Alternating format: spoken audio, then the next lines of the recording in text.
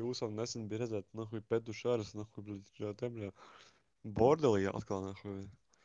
Kā Petuši saka, un tagad pa durvīm iekšā paletī, mēs laižam ķūsanī paletī, un vienkārši ienāk viņiem virtuvē, kur Petu Šara dzer šņābi ar saviem šitiem nahujtiem fucking šī. Bet čo viņi pagulēt nākot ten?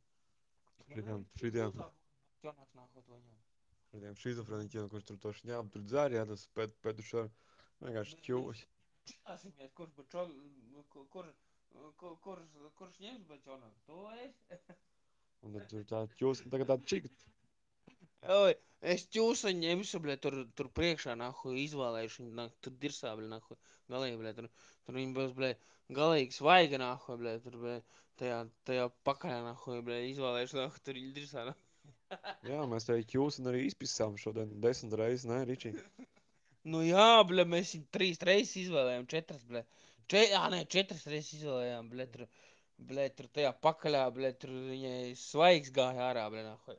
Jā, un dators pat šeit pateica to, ka, nu, kungi sēdiet, nahuj, tagad nāks ķūsani ar pliku pīzdu, un viņu reāli var pist, un viņi, mēs arī viņu pisām. Mēs arī viņu arī pisām. Nu, tur tas ķūšanas dēls nāca, bļa, tur tas ķūšanas dēls, bļa. Ķūsans dēls pedofils Kaspars nāca.